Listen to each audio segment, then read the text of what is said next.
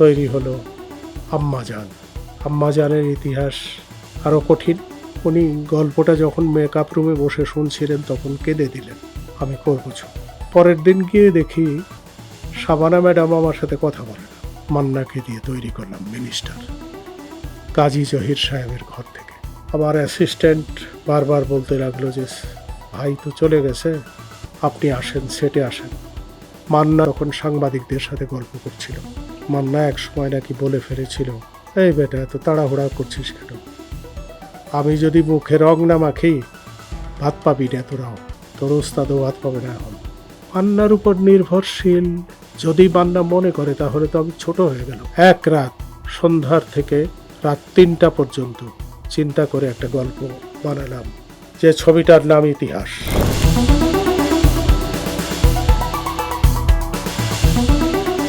আমি কাজী হায়াত, পেশায় চলচ্চিত্র পরিচালক। চলচ্চিত্রের সাথে আরও ভাবে সম্পৃক্ত আছি, যেমন প্রযোজনা, অভিনয়, লেখক, সব পরিচয়ই আপনারা জানেন। সে বলল যে আমাকে নিষেধ করেছে একজনে, আমি ছবিটা করব না। কে? তোজাম্মেল হক বকুল, যে তাকে আয়শা আরবি করে ছবিটি বানিয়েছিল। দীপজল তখন খুব রাগান্বিত হলো এবং তোজাম্মেল হক বকুলকে এফডিসিতে খুঁজল এবং এর মধ্যস্থতা করে দিল শেখ মুজিবুর রহমান, চাঁদাবাজের প্রডিউসার। আয়শা আরবিকে আমাদের জন্য ঠিক করে দিল যে হ্যাঁ সেই হবে নায়িকা। এখন প্রশ্ন হলো, আয়শা আরবি হিসাবে তার নাম চলচ্চিত্রে গিয়েছে, লোকে জানে সে একটা ফ্লপ নায়িকা, তার ছবি চলে না। কি করা যায়? সবাই পরামর্শ দিল নাম পাল্টে দাও। তখন আমি ওর একদিন জিজ্ঞেস করলাম, এই তোর আসল নামটা কি রে? কয় একা। আমি তো এই নামটা থাকতে ক্ষতি কি, আয়শা আরবি দিতে গেলি কেন? না একাই দিতি, তোর নাম সিনেমার নাম আজ থেকে একা। সেই থেকে আয়শা আরবি থেকে হয়ে গেল আবার একা। তেজি ছবি আমার জীবনের অন্যতম শ্রেষ্ঠ হিট ছবি। একাকে এই ছবির পর আর ফিরে তাকাতে হয় নাই, কিন্তু নিজের দোষেই শেষ হয়েছে। তেজির পরে দীপজল হয়ে গেল ভিলেন। দীপজলের একটা ইতিহাস আছে, অনেক জায়গায় বলেছি, শুনেছেন হয়তো। এই ছবির জন্য আমি ভিলেন ঠিক করেছিলাম কাবিলাকে, কিন্তু স্ক্রিপ্ট যখন লিখতাম তখন প্রায় একটা শব্দ উচ্চারণ করতো দীপজল, এই তোর সানডে মানডে ক্লোজ করে দেবো, কথা বলবি না আমার সাথে, টেলিফোনে বলতো। এই কথাটা আমার ভালো লাগতো, যদিও এর কোনো মিনিং নাই, তবু কিছু কিছু কথা আছে না যেগুলো ভালো লাগে। তো সেই হিসাবে আমার লোভ হয়েছিল এই ডায়লগটা ছবিতে লাগাবো। একদিন শুটিং হয়ে গেছে, পরের দিন শুটিং হলো কাবিলার। কাবিলা ড্রেস পরে চলে এসেছে সেটে। আমি দীপজলকে অনুরোধ করলাম, এর আগেও দীপজলকে অনুরোধ করেছি 2বার যে তুমি ছবিতে অভিনয় করবা। লাস্ট অনুরোধ করলাম, দীপজল এখনই তো শট নেব কাবিলার, তোমাকে শেষবারের মতো একটু বলি, কি তুমি এই ক্যারেক্টারটা করো। আমার স্বপ্ন তোমার এই ডায়লগটা হিট হবে, তোমার মুখ দিয়ে না বললে এটা ভাল লাগবে না। কোন স্বীকার করবে না না না। তখন আমি বললাম যে তুমি, ও বললো যে আমি পারবো না, বলতে পারবো না, তো কথাই তো বলতে পারবো না, আমি শুদ্ধ ভাষায় কথা বলতে পারি না আয়াত ভাই। আমি বললাম শুদ্ধ ভাষা লাগবে না তোমার, তুমি যে ভাষায় কথা বলো এই ভাষায়। সেই ভাষায় তাকে তার কথা রেকর্ড করে তাকে শোনালাম যে এই যেই কথাগুলো তুমি বলেছ আবার বলতে পারবে না। বললো তা পারবো, তুমি ভিলেনটা করো, বেশি সিন নাই, অল্প। আসলে অল্প কয়েকটা সিন, 8-10টা সিন ছিল তেজিতে। যেমন দাঙ্গায় রাজীবের 8-10টা সিন ছিল, কিন্তু ভিলেন প্রধান ছবি, অথার ব্যাকিং ক্যারেক্টার। রাজি হলো, আর রাজি হওয়ার পর খুব খুশি, মিষ্টি টিষ্টি আনা হইলো, মিষ্টি খাওয়া হইলো। আর কাবিলাকে বললাম, কাবিলা তুই ড্রেসটা খুলে দে। কাবিলা আমার খুব ভালো প্রিয় ছেলে, সে রাগ করলো না, মাইন্ড করলো না, তুই ড্রেসটা খুলে দে, দীপজলের লাগে নাকি দেখ। দীপজল পরলো, দীপজলের লেগে গেল ড্রেসটা। আমি বললাম নেমে যাও। আর আমার ক্যামেরাম্যানকে বলে দিলাম 50 লেন্সের একটা কম্পোজিট শট হবে, এরপরে সব শট হবে দীপজলের 50 লেন্সে। কেন? আমি বললাম খুব কাছের থেকে ওর চেহারা দেখাতে চাই, ওর দাঁত, ওর চোখগুলো আমার অ্যাসেট, এইগুলো আমি এক্সপোজ করতে চাই। লেগে গেল ছবি। মাসের পর মাস চলতে লাগলো এক এক হলে। কুষ্টিয়ায়, পাবনায় এক হলে 3 মাস, খুলনায় স্টার হলে 4 মাস কন্টিনিউয়াস ছবি চলছে এবং সবচাইতে হিট ছবি হলো এটা। দীপজল তার চাইতেও বেশি হিট, খলনায়ক হয়ে গেল। তারপর তৈরি হলো আম্মাজান।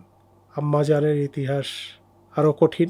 এই গ্যাপের মধ্যে কখন যেন জানি না মান্নার সাথে দীপজলের দূরত্ব হয়ে গেছে অনেক। মান্না আর দীপজল কথা বলে না, অথচ ওরা খুব ক্লোজ বন্ধু ছিল।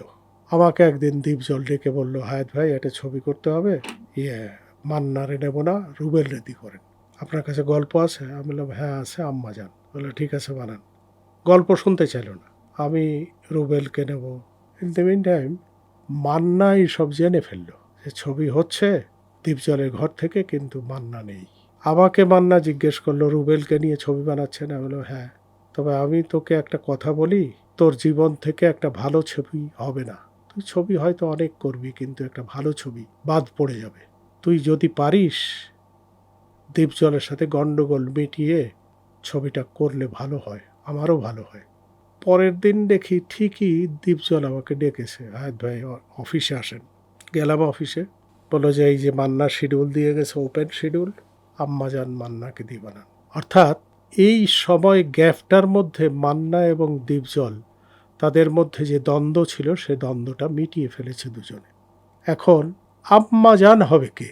আম্মাজান সিদ্ধান্ত নিলাম শাবানাকে নেব। আমি যখন ইমান ছবির অ্যাসিস্ট্যান্ট, তখন শাবানার সাথে আমার বেশ সুসম্পর্ক ছিল, আমাকে খুব ভালো জানত। তো আমি শাবানা ম্যাডামকে বললাম, গল্প বললাম এবং ছবিটি করতে বললাম। উনি রাজি হলেন এবং উনি গল্পটা যখন মেকআপ রুমে বসে শুনছিলেন তখন কেঁদে দিলেন। তখন বললেন যে হ্যাঁ হ্যাঁ ভাই, কালকে আমি শিডিউল নিয়ে আসবো, আমি করব ছবি। পরের দিন গিয়ে দেখি শাবানা ম্যাডাম আমার সাথে কথা বলে না।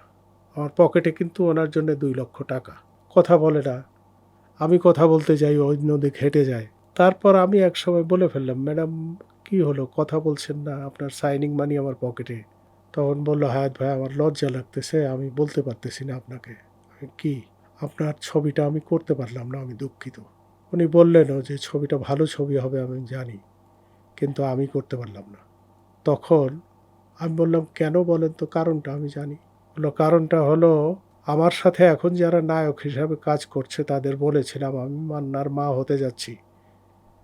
তখন তারা সবাই আপত্তি করলো যে মান্নার মা হলে তাহলে আমরা কি তোমার, তুমি এই সর্বনাশটা করো না। খোকা জামান চলচ্চিত্রের অনেক পরিচিত মানুষ ছিল এককালে। তিনি ছিলেন চিত্রালীর সম্পাদক, চিত্র সাংবাদিকতা করতেন, দারুণ ভালো লেখাপড়া করতেন। খোকা জামান এই ছবিটার গল্প জেনেছিলেন এবং সমস্ত সময় ওই দ্বীপজলের পাশে বসে থাকতেন এবং সব ইতিহাসগুলো উনি দেখছেন। তারপর আমাকে উনি অনুরোধ করলেন, হায়াত একটা কথা কি জানেন আপনি? আমি বললাম কি? শবনম ম্যাডাম যে ঢাকায় আসছে তা কি জানেন? আমি বললাম না তো, আমি জানি না।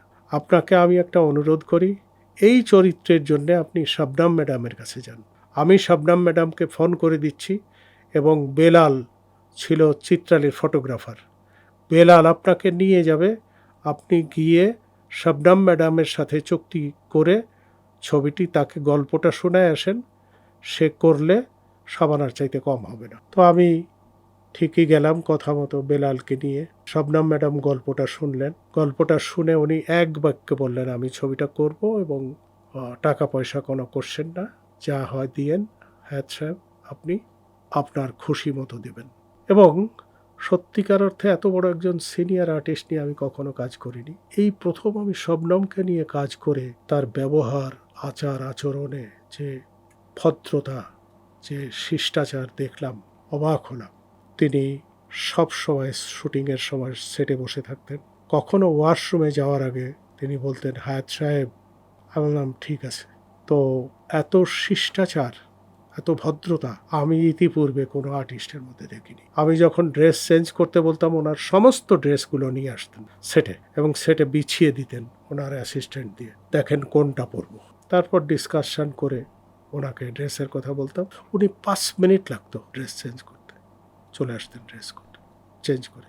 শবনম ম্যাডাম আমার কাছে খুব প্রিয় অভিনেতা এবং আমার কাছে খুব ভালো অভিনেত্রী, এবং শবনম ম্যাডাম আমাকে অভিভূত করেছেন তার ব্যবহার আচার দিয়ে।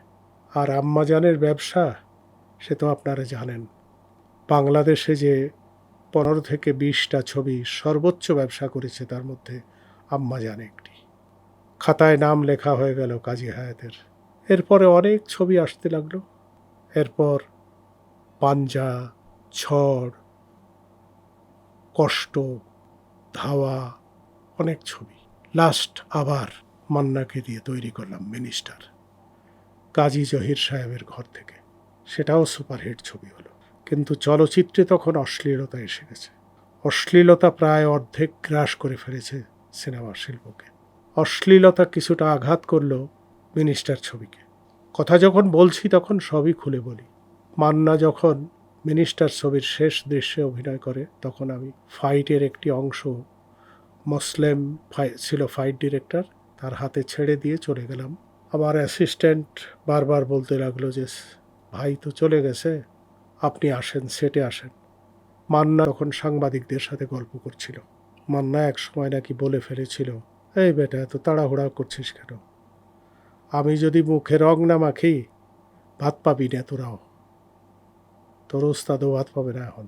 এ কথাটা ওই অ্যাসিস্ট্যান্ট আমাকে বলেনি। ছবিটি শেষ হয়ে যাওয়ার পরে, রিলিজ হওয়ার পরে আমাকে বলল।